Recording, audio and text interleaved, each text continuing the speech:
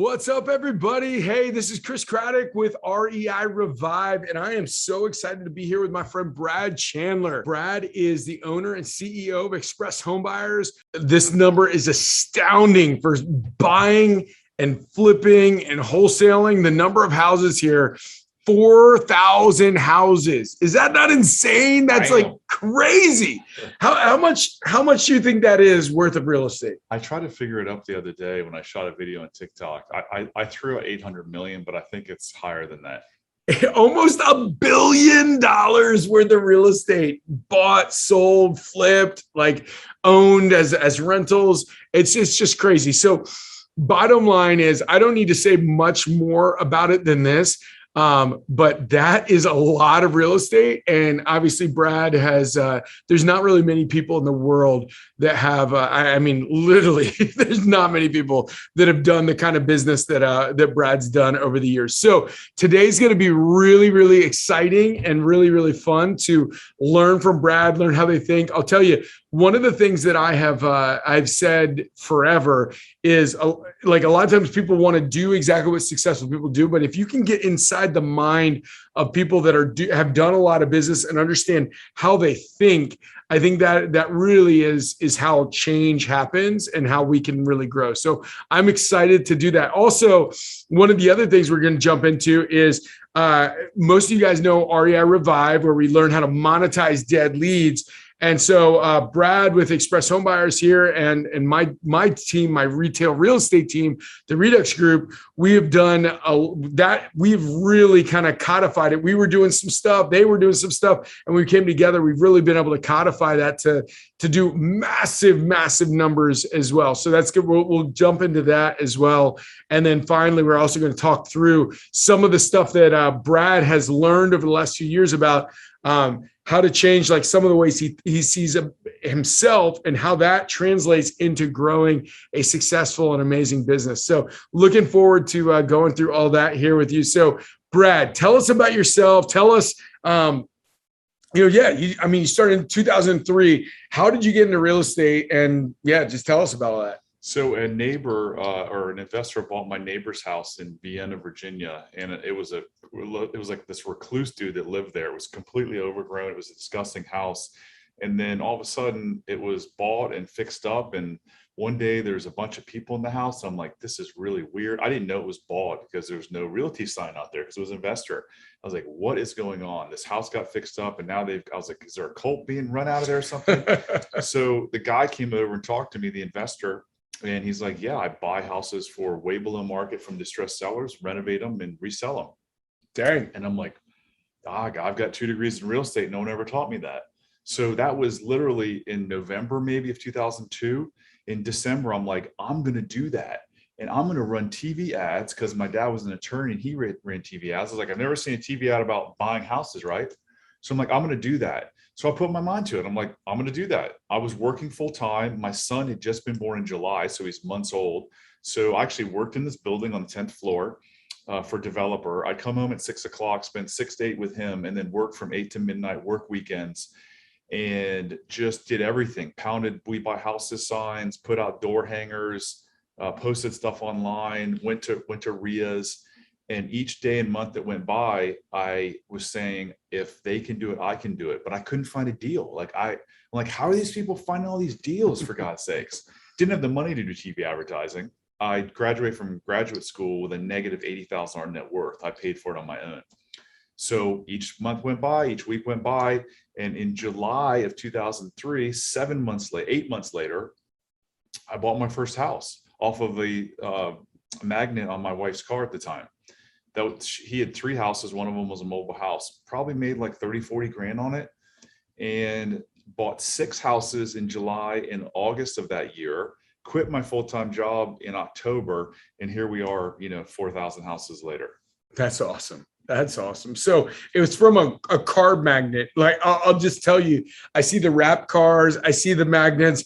I always think, do those things really work? And living proof right here that they actually work. I don't know. Let me. Well, and the other thing too, it was actually kind of funny. I I was at the car dealership the other day. My truck needed to get an oil change. And so I was in there for a good half an hour. And I'll tell you, talked about TV. I see this man's pretty face smiling at me, asking me to buy my house. So no, Brad, my house isn't for sale right now. So we finally came up with the money to do TV advertising, and we've probably spent, I don't know, close to $10 million on TV ads. Wow. Wow. Well, and I'll tell you guys, it sounds like crazy numbers right now, but who are we kidding? You guys are entrepreneurs. No number sounds crazy to you. Like, cause we're all dreamers, right? And that's the way we think. So I love it. But it all started with, not having any money and being able to, one of the phrases that I really love, I heard Gary Keller say this when he was teaching a small group of us, is your business needs to earn the right to build out, the next piece of it, right? To build out its org chart. And so what I love about what you said is you were putting in the equity, the sweat equity, right? The legwork. You were going to RIAs, you were networking, you're meeting people, which by the way, your net worth will always equal your net worth, right? The people you hang with are going to teach you how to think about money, right? And so if it's zero net worth, then your net worth will go down. If it's higher, it's going to go up because you're going to think bigger in that front. So with that said, you were out there working like things low cost, right? Magnets on the side of the car, networking, knocking on doors, doing that stuff so that you could build it out. And then as you did that, as money came in, you started reinvesting in the business. And so tell us, how did you go from, 3 houses from a side of a car? What were and granted, from 2003, the whole world is not like 2003, but I am curious, what was the process for you guys? And I know you guys have done so many thousands of different types of marketing, but what was the process? You started off with the 3 houses like that. Like, what was the iteration to get to like TV and now like all of the stuff that you're doing now? Like, what were the? So I met my business partner, who's still my business partner to this day, because I put a We Buy Houses sign in front of one of those 6 deals in Arlington. And he happened to drive a different way home, and he saw this. And he's like, how is this guy doing business in my hood? Because he thought it was only done in the lower income areas. And I found a house through asking this question. A lady called me. She saw my We Buy Houses on another sign. She's a truck driver. She called me one night on a Friday and said, can I buy your house in Manassas Park? I go, no, it's sold. Instead of hanging up the phone, I said, do you have any other houses you can sell, or do you want to? She says, my mom has a house. She wants to sell it in Arlington. I think she wants like 220 for it. Even back then, I'm like, ooh. So she's like, but let me call her. She calls me back and she goes, and by the way, Arlington is kind of more of a high end area where we live. Like, it's literally like 10, 15 minutes outside of DC. So yeah, 220 is crazy. So she calls me back and she goes, oh, I got my mom down to 185. It's a 3-bedroom, 2-bath brick little rancher. That house today is probably worth $1 million. Not probably, it's got to be worth over $1 million. So where was I going with the story? He's my business partner. So I met him on the sign. We actually went to this chicken steak place, this Latino restaurant. And over lunch, we decided we were going to form a business. Again, I had a negative $80,000 net worth. He had $10,000. He had flipped a couple houses. I told him about my TV advertising, kind of like a vision. And he's like, I'm in, I want in. And so we started, and we were both doing everything. So about a month in, I'm like, hang on, you work on construction. I want to do sales and marketing. I want to close these houses. So we separated what we were doing into roles. And then we shortly thereafter started on a really slim marketing budget of TV. I don't need probably $5,000 or $10,000 because that's all we had. And we were running like overnight spots for $20. And then as the leads came in, we just organically grew. So he did as much as he could. And then we're like, okay, we got to hire a project manager. That wasn't our first hire. I think we hired an admin per Gary Keller's, I think that's his first person, hire an admin to do the lower level or the lower price thing. So we just grew organically. As one person couldn't handle more, we're like, okay, let's bring on another person. Let's reinvest the marketing. And then we took off. I mean, we crushed it in 2005, the first 5 months. And then we got too big for our britches and started making major mistakes. And, that's when the ego kicked in and tried to, do things, bigger than I was ready for. Yeah, it's interesting. Jim Collins in the book, How the Mighty Fall, which is one of the one of the sequels to Good to Great, talks about the hubris born of success. And anybody that's ever had any inkling of success in their life has always been there, where you start having success and you feel like anything you touch will turn to gold. And then you learn really quickly that that's not the way life works. So let's jump into the next piece. So as I mentioned, we, like REI Revive, our team, the Redux Group and Express Homebuyers, has really gotten together, doing a lot of business together. Do you mind just talking through how you went through that process? I know you guys have done a ton of stuff, working to send deals out to real estate agents, partner with stuff, monetize deals. And I know when we first met, I'll just tell the story real quick, because I find it's funny, but it's also one of my favorite stories. So the guy that used to be your COO, I guess we were connected, and I was giving him a call, just saying, hey, let me send those old dead leads over my way. And he's just like, we send them out to another real estate agent, but I mean, I think we've sent in the last 6 months like 1,000 leads, and she's closed like 6 of them. And so yeah, it's just not worth our time. We've tried everything, not worth our time. And I'm like, come on, man, just like, and literally one of the things I've learned in life is that persistence breaks resistance, right? And so I just kept calling and kept calling and kept calling, like every week, couple times a week. And they were nice guys, and we got along. The COO and also sales director, they were nice guys. We got along, and so they're like, yeah, maybe, just like put me off to get on stop calling.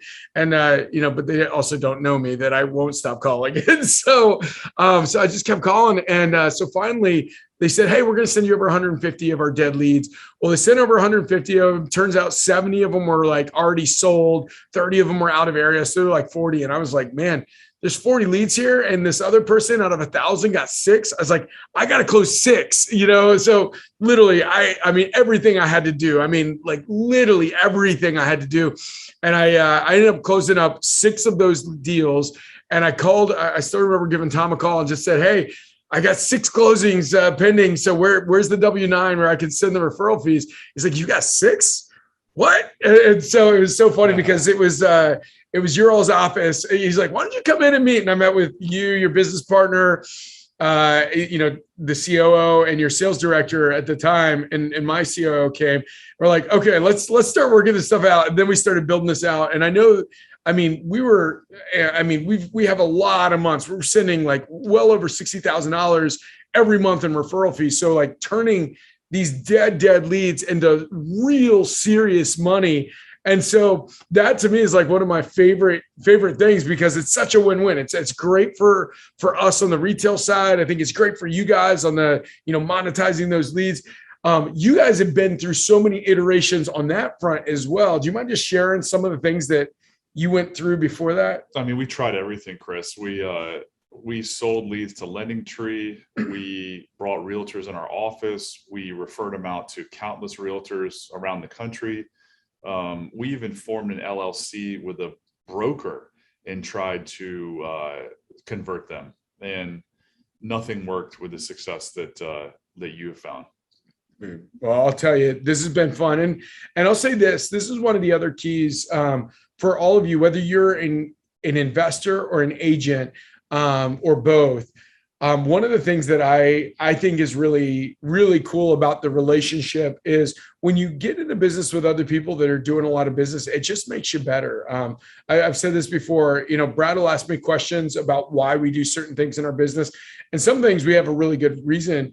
And some things I've got a terrible reason. It's just like, that's what we've always done. And it's not good, and it needs to get better. And I think I asked Brad some questions as well, and make him think, and hopefully make him better as well. And so being able to, have a relationship that's more than just sending money back and forth, but actually building a friendship and helping each other's business, because you really do. And this was one of the things I always say about the Revive program is it's not just sending stuff out. It really is. It's a business partnership, because if you succeed, you make your partner better, right? The investor makes the agent better, and the agent makes the investor better. And so I think that's really, really important. Now let's transition to the last piece. So Brad, I know you've had a massive life transition over the last over the last 6 months to a year. And one of the things I've heard you say a number of times is that through what's happened internally, it's just manifested itself through everything, and making massive changes in your business, making your business something that actually serves you versus something that, you become a slave to this unwieldy machine. Do you mind just kind of walking us through that a little bit? Yeah, absolutely. So in February, my son was dealing with some severe anxiety, and I went to talk to someone to help him, and they noticed something that I was on a Zoom call, and they were like, you have a tick. I was actually blinking a lot. You have a tick when you talk about your childhood. So you probably have some unresolved trauma. I was just like blown away. I'm like, what are they talking about? So as a kind of show of solidarity with my son, I decided to go out to do this intensive with this ex-Navy SEAL. And through that process, we discovered that I had been telling myself, or my subconscious had been telling myself, these untruths for 47 years of my life, basically, that I wasn't worthy. So I spent my whole life trying to prove my worth, and it manifested itself in every area of my business, from the way that I worked out to two failed marriages to, a company, Express Homebuyers. I actually made millions of dollars, but that subconscious of you're not worthy caused me to do things to prove my worth that ended up blowing up. And those were, $9 million worth of mistakes through 5 mistakes. So, that's as I network with folks around the country in all different industries, just like top athletes, you're driven by that I'm not enough. Some people are just magical and they don't make those mistakes, but probably the majority of the people hurt themselves more than they help themselves with the unresolved trauma. And that is because they do things that don't really make sense, because they're clouded by their poor judgment of, I got to prove myself. So I did things that just now I look back just made no sense. So I'm in the process of I'm in the process of just starting rebuilding Express Homebuyers to the company that I always wanted to, without the trauma. And now I don't need to prove anything. So I'm going to create a business that works for me and my family and my business partner and our employees. We're going to build this, world-class company, focused on what works for us, rather than going to try to prove anything to anybody. So, I'm a Christian guy. There's, essentially there's a verse in the Bible that says wisdom cries out in the streets. And, the fool has to find out for themselves. A wise person can learn from others. And so most of the people that are listening to this have never bought or sold 4,000 houses. Most of these people that are out there have never been there, but most of you want to be at a place where you're doing a massive amount of business. And so here's one of the things that Brad is being willing to be vulnerable and share with you guys, is that even though, he sells, so many houses. I mean, literally, if you look at his company, there are so few, probably less than, just a handful of folks that do the kind of business that Brad does. And the reality is you can build a business that does a lot of business, makes a lot of money, brings in a lot of money, but doesn't solve the goals that you have, where at the end of the day, you have this massive business, but, does it serve you? Does it create freedom in your life? Does it create the end goals that you have? And so what Brad is saying here that I think is just so important for us to gather is, if you're just building a business so that you can be showy on Instagram, be showy on Facebook, like show all the cool things that you have, it's just not going to do the things that you want it to do, but instead, if you can start focusing on yourself, to really, really have that manifest out, so that you're not trying to prove things to others, but you're really working to just be the person that you want to be and have a business that serves you and gives you freedom rather than makes you a slave. That's where true life and true success is found. So Brad, what would you say right now for all the people that are entrepreneurs starting out, saying, man, the idea of selling, almost $1 billion of real estate, that's crazy. That's awesome. I want to be there. What would you say is one of the best things to kind of not make some of the mistakes you made and get to where you are and where you're headed faster? So we've all heard, money doesn't buy happiness, but most of us don't believe it because you look at people with money and you think they're happy. I had money, have a big boat, have a luxury car. I was happy, but I had no idea how much happier I could be since I've gone through this transformation. And that was, I was happy before, but because when you feel unworthy, you don't truly love yourself and you don't have self-compassion. And when you get those two things, you see life and you see everything in a different light. It allows you to build a company for the right reasons and not the wrong reasons of trying to prove something. So if I could go back, I would have not made those 5 mistakes worth $9 million because I wouldn't have had to prove anything. And now as I rebuild, I don't know if my company, I'm coming at it from a place is what's best for me and my family and the people that are involved in this business. So, start small, have a vision, and then just like I did, get really good people, create really good systems. And as you get more net income, grow, but always be asking yourself why. So when people are like, hey, I want to expand, I want to go to another market, I always ask why. And most of their answers aren't really great answers. So you've got to really think what's driving you, because so many times our subconscious mind, which controls probably 90% of our thinking, does things that you have no idea. So you've got to stop and ask yourself and really go back to what is the true reason that you're making a move, and just make sure it's a valid reason and for the right reason that's best going to serve you and your family. Yeah.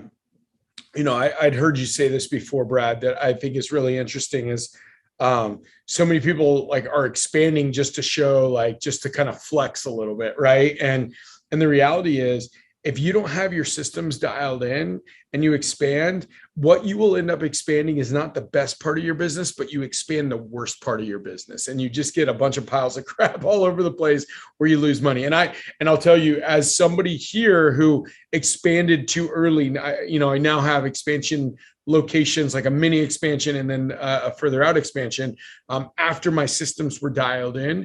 But when I expanded the first time, I think we expanded to 5 markets, and I lost money in 4 of those 5 markets. we lost money in 4 or 3 of the 4 or something. We've probably made the mistake 5 times and we were never ready to do it. Yeah. So just to expand, to flex, just saying, hey, I'll make more money if I expand, it doesn't work like that. If you're not making massive amounts of money and have your systems dialed in where your main market is, don't go trying to expand it, because all you're going to expand is the worst part of your business. And I'm telling you that, as I have done it. Brad has done it. We all have so many friends that have done it. So this is wisdom right here. Don't lose money. And I think Keith Cunningham calls it paying a stupid tax, when you know better and you do it anyway. So don't pay the stupid tax. We're gonna help you pave that way for you. So with that said, Brad, how can people get in touch with you? And I want you guys to hear this. This is just such an awesome offer, because Brad, literally, there are so few people in the world that have bought and sold over about $1 billion worth of real estate, 4,000 houses. And I keep saying that because it's such a big deal, because not many people have done that. So I know Brad is generous with sharing what has happened in his own life, what he's doing, all of that. Not selling anything, like just literally just giving, which is so incredible. So Brad, how can people get in touch with you if they want to learn more? So I'm putting out some amazing content, and it's probably going to just continue to get better as we walk through the transformation of Express Homebuyers. You can find me on the 3 social media platforms: TikTok at Brad Chandler, the number 6, and then Brad Chandler Coaching on Instagram and YouTube. And just go sign up there, or subscribe on YouTube and follow me on the other 2. And I think you're going to find some, it's going to be a mix of incredible business ideas and what I've learned and the lessons I've learned, but also the more important side, and that's the personal side, is like how to find how to find self-love and self-compassion, which leads to freedom. So I used to think freedom was financial, but you can have all the money in the world and not have true freedom. Freedom comes when you actually love yourself and you know that you're enough. And that's when the world opens up and changes in a beautiful way. And you stop trying to prove everything to everybody else and, be who you're created to be. I love it. I love it. So with that said, obviously I'd love to connect with you on Instagram at Craddock, not my last name, but an old cheesy nickname, Craddrock. Send me a DM. I'd love to respond any way I can. And then also you can go to the webpage if you're interested in checking out your business to see if you could monetize your dead leads. Go to chriscraddock.com and just click on the link apply. And either myself or somebody from our team will jump over and we will look at your business and see if we help you monetize those dead leads. Turn everybody that's calling in saying, I want to sell my house, but not selling at 65 to 75 cents on the dollar, but closer to retail, if you can turn that into cash. So with that said, Brad, thank you for being here. I'll tell you what, I know you added so much value to everybody listening. And guys, please reach out to Brad, follow Brad on Instagram. You're going to learn a lot. Till next time. See ya. Thanks.